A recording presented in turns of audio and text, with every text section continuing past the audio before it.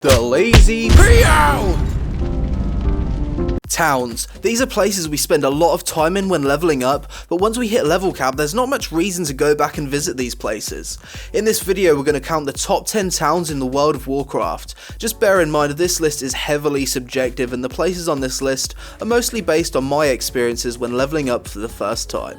Number 10. Old Abaddon. Before the Cataclysm, Abaddon was one of the most awe-inspiring and beautiful questing hubs in the game.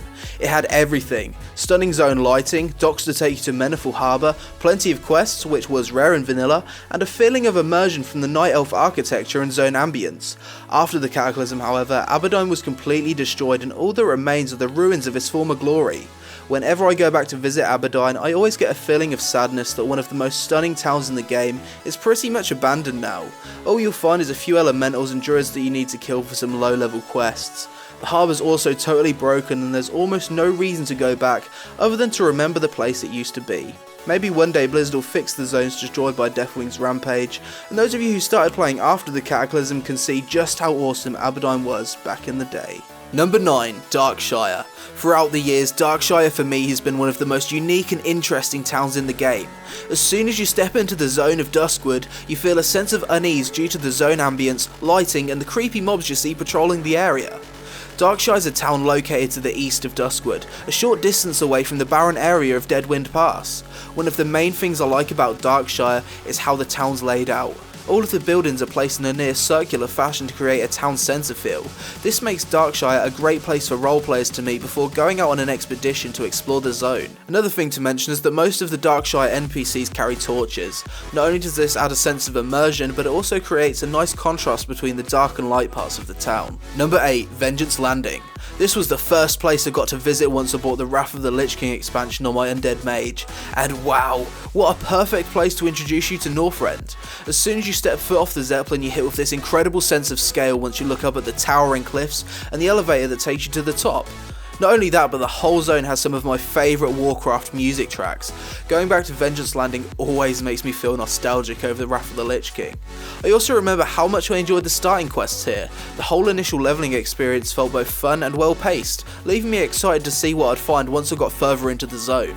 Overall, Vengeance Landing was a great introductory town to one of my favourite zones in the game, and if you're planning on levelling a Horde character, I'd definitely recommend checking it out instead of taking the Boar and Tundra route. Number 7. Gadgetzan. Located in the southern zone of Tanaris, Gadgetzan's a neutral questing town for both the Horde and Alliance. Not only does it have a unique aesthetic with its goblin architecture, but reaching this place when levelling felt like a breath of fresh air. The questing in Gadgetzan felt both fast and fun, allowing you to explore the barren zone of Tanaris, which remains to be one of my favourite WoW zones to this day. Due to the town being neutral to both factions, you'd also find a lot of world PvP going on just outside. However, getting too close to the town would usually result in a quick death. Another thing I'll always remember about this place were the group quests located in the centre of the town. There were 3 of them which gave good XP and didn't take too long. You basically had to fight 3 different elite mobs, each one harder than the last, inside a caged battle arena, which I thought was really cool. The final thing I want to mention about Gadgetzan is how perfect its location is. Right next to it you'll find the sea, which always made me feel like it was a more calm and laid back questing area.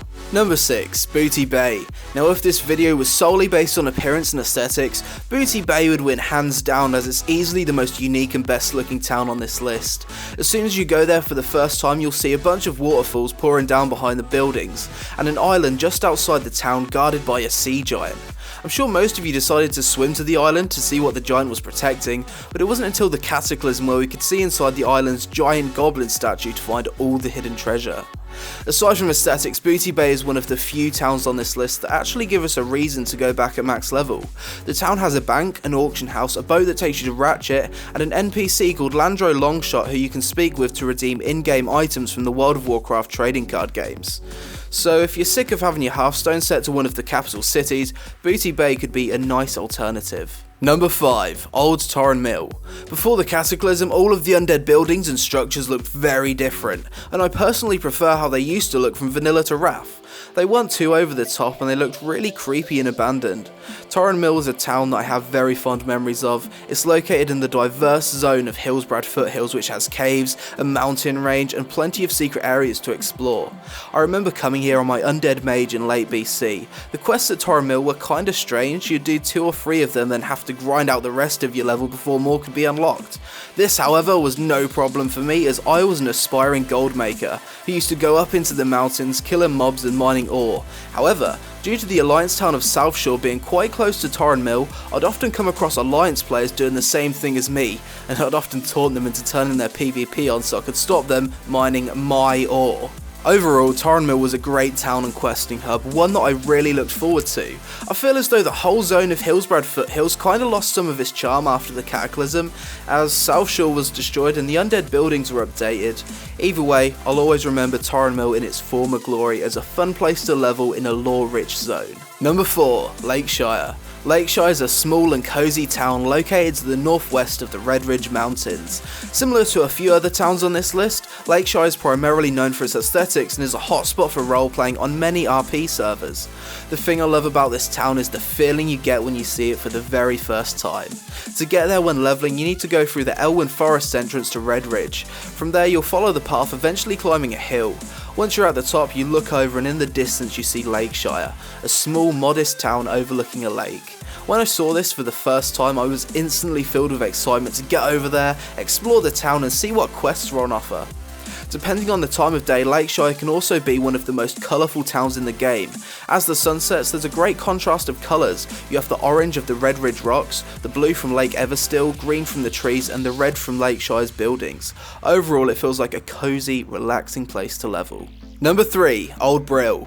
Whenever I remember my starting experience in World of Warcraft, I always think about Old Brill, before the Cataclysm. You see, my first character was an undead mage, and the moment I zoned into Terrestrial Glades as a new player, I was instantly hooked. The undead starting area for me was perfect. You got to explore a vast, creepy zone where you didn't know what was waiting for you around the corner, and by the time I got to Old Brill, I was totally immersed in the undead storyline.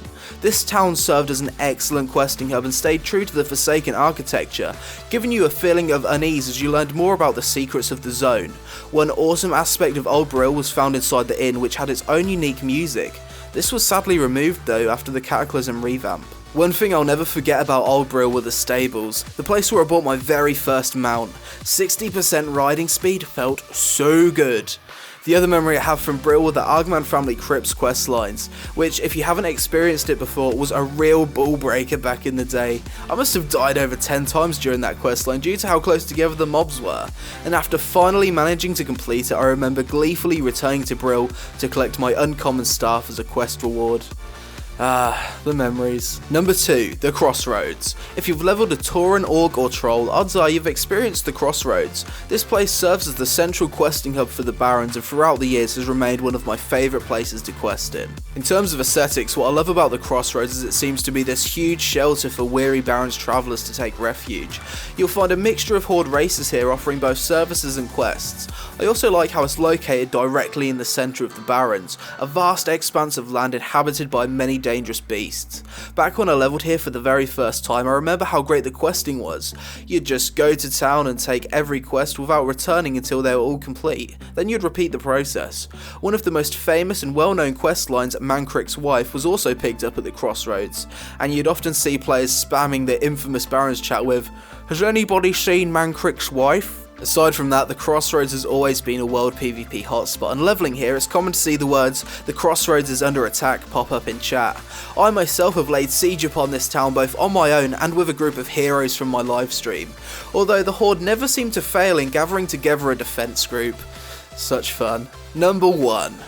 Shire. Of all the towns on this list, Shire is the place I've spent the most time in game. Despite it being a great questing hub after the human starting area, that's not the reason it gets the number 1 spot. Shire is the most populated town in World of Warcraft and over the years has served as the perfect spot for Alliance players to just meet up and hang out with their friends. On role-playing servers you'll find the Shire Inn packed with players of all levels, some engaging in a lovely activity known as ERP, erotic roleplay. Whenever you step into the inn, you don't know what you're going to find. Most of the times it will leave you saying to yourself, "What the fuck am I looking at?" Either way, I know I'll always meet some weird and wonderful people in Goldshire. Aside from it being a roleplay hotspot and a great quest hub, it's located in one of my favourite zones in the game, the Elwyn Forest, which has the most nostalgic zone soundtrack I can think of. Whenever I go to Goldshire, I'm also reminded of my favourite South Park episode, Make Love Not Warcraft, which was mostly filmed in the Elwyn Forest. The final reason Goldshire gets number 1 is due to it being a great place for the Horde to attack and capture. I've both attacked the Goldshire Inn as a Horde and defended it as an alliance, and each time I've always had a lot of fun. Overall, Goldshire is the perfect place to just hang out when you're bored because there's always something going on, and despite it having a bad reputation on role-playing servers, I wouldn't have it any other way. Now I know there's plenty of towns in the world of Warcraft and there's a lot that didn't make this list, so if there's a town that you feel like I've overlooked, why don't you let me know in the comments below and subscribe to my channel for more videos similar to this one. I hope you enjoyed the video guys, thanks for watching and I'll see you next time.